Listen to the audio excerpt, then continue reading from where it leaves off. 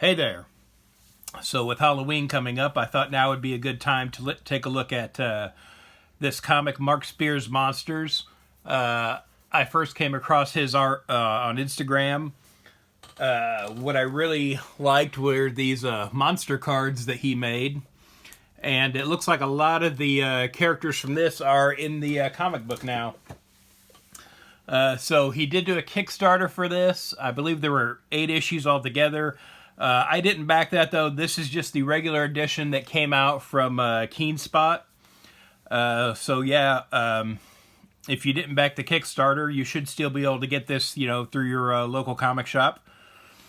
But yeah, I thought I've really been looking forward to this. And again, I'm a big fan of his cards, and it looks like this is a lot of the sort of monster universe he created in those.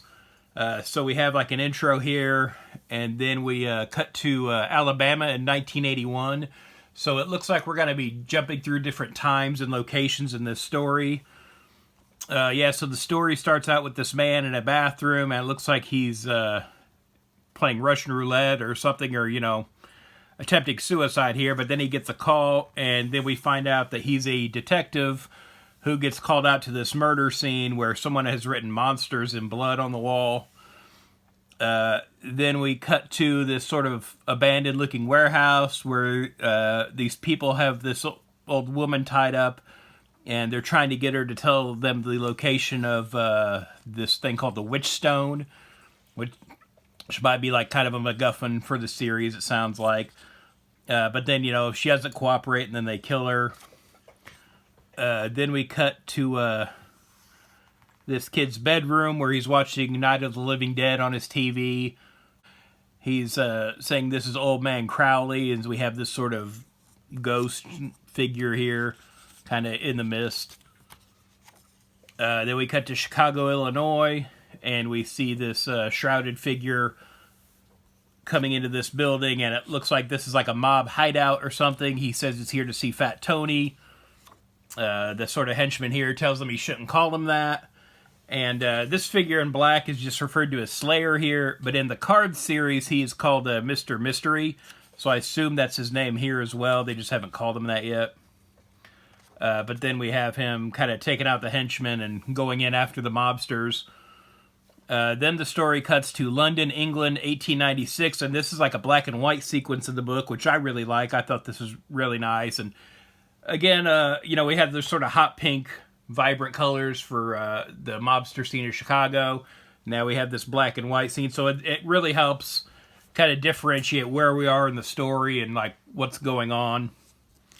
But we're seeing this group here meeting, and they're talking about they've been fighting Dracula, and we see him kind of sneak up on him here through the window, and he kills, what looks like were heroes at the time, and they have this metal cross made into a stake here, and while they're attacking, Dracula just kind of tears through them in this story. But then we see again the Mr. Mystery character show up, and again now this is way in the past, so is this another immortal character? We don't really know yet. But they are able to get the drop on Dracula here, and we find out that the other sort of hunters that were working with them all sacrificed themselves to get to this point. So they run the stake through Dracula's heart, they chain him in silver chains and bury him at the foot of a statue of Jesus, hoping that this will, keep him at bay. But again, we know how vampire and Dracula stories go. He's coming back. Then we cut back to Alabama in 1981, and we see this one guy calling the police and saying that Dracula's back and he's going to kill everybody, and we see our character here turn into a werewolf at the very end. And then we have a preview here for the next issue, and it looks like we do have Dracula rising up out of his grave there that they put him in at this issue. So yeah, not going to get too much of a story, I think, if Dracula's still buried the whole time. But yeah, I really like this first issue. Again, I believe it's an 8-issue series because that's what the Kickstarter was. I mean, if the quality stays good, I'd be fine with this being an ongoing. Again, or I hope Mark Spears does something beyond this first series too, and he has so many characters, that were in his card series and everything. You could definitely keep this book going for a while. So yeah, a lot of setup in this issue for the series, so it's not like you really get the whole story, but there's a lot going on here. You could tell already. They're setting up a lot of different things. We're kind of teasing a story that goes, through the centuries.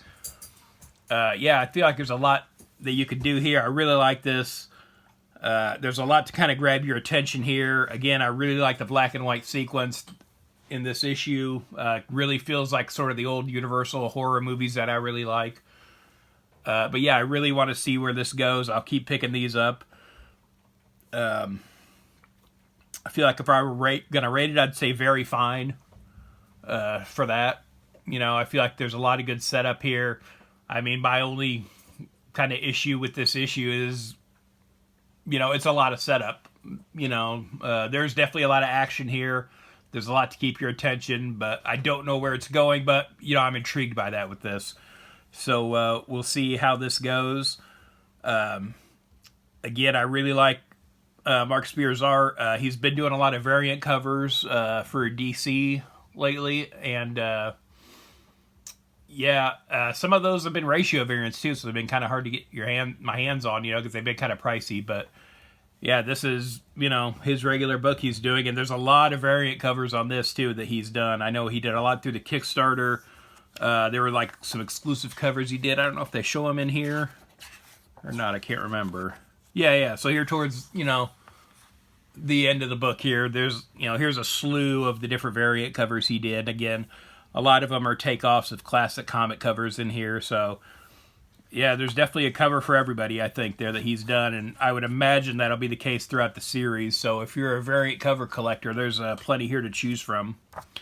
But again, Halloween's right around the corner. I thought this was a great time to look at this book. I really like this. I like, kind of monster comics, when they're done well, which we don't get a lot of that. So, I really enjoyed this one. Did you read it? Let me know in the comments below. And thanks for watching.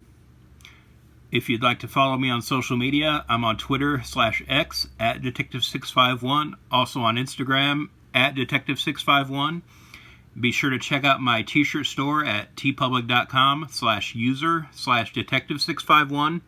I've got a lot of nerdy designs on there, and there's sales all the time, so check it out frequently.